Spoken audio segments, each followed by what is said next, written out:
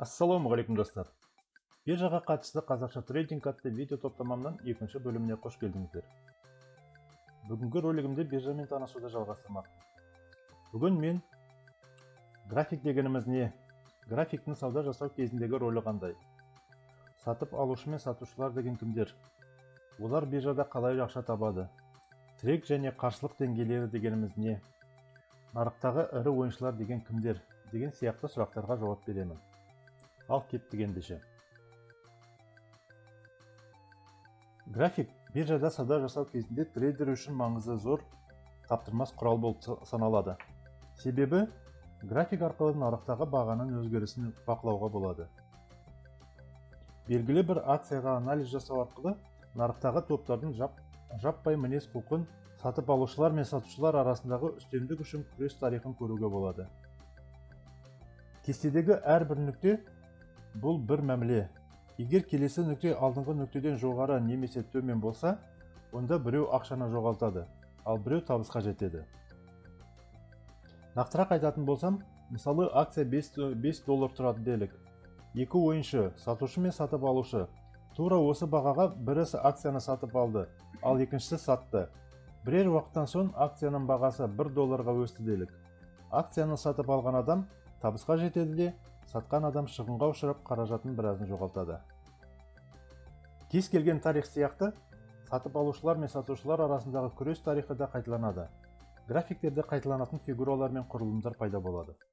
Мұндай фигураларды зерттей отырып, акция бағасының қозғалысындағы заңдылықтарды жиі байқауға және қозғалыстың болашақ бағытын болжауға болады. Кәсіби трейдерлерге нарықтағы сатып алушылар мен сатушылар арасында кімнің күші басындырақ екенін және қайсының мәмілесінің табысқа жету әлеуеті, яғни потенциалы жоғары екенін анықтау үшін кестеге бір рет қараса жеткілікті. Трейдерлер қолданатын графиктер бірнеше кезең ішінде акция бағасының өзгеруін көрсетеді. Осы кезеңдердің ұзақтығы бір күн, бір сағат немесе бірнеше минут болуы мүмкін. Осы графиктердегі әрбір кезең үшін біз келесі параметрлерді көре аламыз. Кезеңнің ашылу бағасы, кезеңнің жабылу бағасы, кезеңнің ең жоғарғы бағасы, кезеңнің ең төменгі бағасы. Сатып алушылар мен сатушылар. Жалпы нарық ол сатып алушылар мен сатушылар десек қате болмас. Себебі нарықты қалыптастыратын солар. Екеуі бір-бірімен тығыз байланысты, бір-бірінсіз саудалары жүрмейді. Сатып алушылар өз позицияларын тек қана сатушылардың есебінен ғана жинай алады. Және керісінше. Биржада ақша табудың екі жолы бар. Ол сатып алу және сату. Осы екі жолды қарастырайық. Сатып алу – лонг позициясы. Трейдер алдымен кейінірек жоғары бағаға сатуға үміттеніп, акцияны сатып алады. Егер трейдердің болжамы дұрыс болып, акцияның бағасы өссе, онда бұл позиция табысты әрі ашық позиция болып саналады. Алайда, осы сәтте бұл тек виртуалды ақша ғана. Осы позициядан нақты ақша пайда көру үшін трейдер бұл ашық позициясын жабуы тиіс. Сатып алу бағасы мен сату бағасының арасындағы айырмашылық трейдердің осы мәміледен тапқан пайдасы болып саналады. Осылайша, трейдер өзінің ашық позициясын акцияларын сату арқылы жабады. Сату – шорт позициясы. Трейдер алдымен өзінде жоқ акцияларды кейінірек оларды төмен бағаға сатып алу мақсатында сатады. Өзінде жоқ акцияларды сату үшін оларды алдымен біреуден қарызға алу керек. Әдетте трейдерлер қарызды өздерінің брокерларынан алады. Бұл автоматты түрде жүреді. Сонымен, трейдер акцияны өз брокерінен қарызға алып, оны нарықтағы бағамен сатады. Егер оның болжамы дұрыс болса, акцияның бағасы төмендеп, кейін ол оны сатқан бағадан арзан бағаға сатып алады. Сату бағасы мен сатып алу бағасы арасындағы айырмашылықтан пайда көреді. Осылайша, трейдер өзінің ашық позициясын акцияларын сатып алу арқылы жабады. Трейд және қарсылық деңгейлері дегеніміз не? Оның түрлері.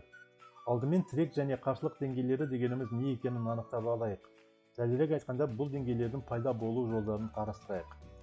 Графикқа көз жүгіртіп қарасақ, баға қозғалысы белгілі бір нүктелерде тоқтап, кері бұрылып кетіп жатқанын жиі байқаймыз. Демек, бұл нүктелерде нарықтағы лимиттік ойыншылар бағаны одан ары жібермей ұстап тұр. Яғни осы нүкте арқылы деңгей шекарасын жүргізуге болады. Егерде акция бағасы қандайда бір деңгейден төмен қарай бұзып өте алмаса, онда бұл деңгей тірек деңгейі деп аталады. Және керісінше, акция бағасы қандай да бір деңгейді жоғары қарай бұзып өте алмаса, онда бұл деңгей қарсылық деңгейі деп аталады.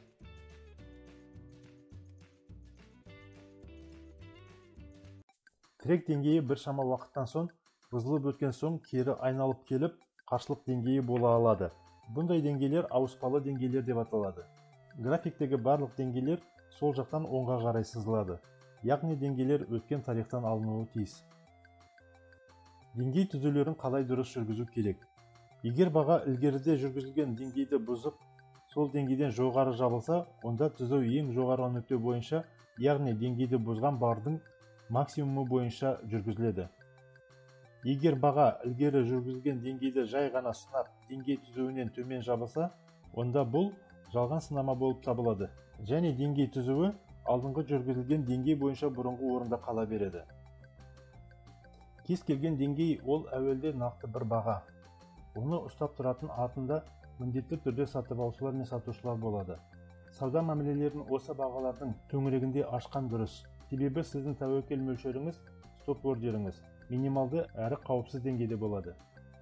Мәміледен алатын табыс мөлшеріңіз бастапқысында 3/1 болғаны дұрыс. Табыс мөлшері 3/1 дегеніміз, егер де сіздің мәмілеге тіккен тәуекел мөлшеріңіз $10 болса, онда табысыңыз $30 болу керек. Нарықтағы ойыншылар ірі және ұсақ болып екіге бөлінеді. Ірі ойыншылар нарықты және оның жекелеген сегменттерін басқару үшін жеткілікті ресурстарға иелік етеді. Олар бағаны тоқтата да алады және тежей алады. Деңгейлерді қалыптастырып, ұстап тұру және оларды бұзу мүмкіндіктері де бар. Нарықтағы ірі ойыншылар өз қатысуларын қаншалықты жасыруға тырысса да, олар онда еріксізден іздерін қалдырады. Трейдердің міндеті осы іздерді таба білу және оларды өз мақсатында дұрыс пайдалану. Басқармасында ірі капиталы бар ірі ойыншының өзі үшін қауіпті бағасын қай нүктеде қорғай бастайтынын анықтау. Бұл жерде қауіпті баға деп сол бағаға жеткен кездегі ірі ойыншының ақшасы жеке құнын жоғалтып, шығынға ұшырайтын нүктені айтады. Бұл бағаны ірі ойыншы барынша қорғауға тырысатын болады. Себебі ол жерде оның стоп ордері орналасқан, және ол мұнда сізбен біз сияқты ақша табуға келді. Бірақ өкінішке орай, жоғарыда айтқанымдай, сатып алушылар өз позицияларын тек қана сатушылардың есебінен ғана жинай алады демекші, ірі ойыншы сіз бен біздің ақшамызды тартып алуға келді. Яғни оның осы саудадағы табысы ұсақ ойыншылардың салған ақшаларының есебінен болмақ. Сондықтан, ірі ойыншыға жем болмауымыз үшін біз бұл нүктені тауып алып, ірі ойыншының жағына шығуымыз керек. Ол қандай бағытта саудаласа, біз де сол бағытта саудалауымыз қажет. Бүгінге достар осы. Бүгінгі тақырып ұнап жатса лайк басып, пікір қалдырыңыздар. Түсінбеген жерлеріңіз болса сұраңыздар, жауап беремін. Қалаған брокеріңізден демо шот ашып, сауда жасап көріңіздер. Әлі де айтылмаған тақырыптар көп. Келесі видеоларды күтіңіздер. Назарларыңызға рахмет.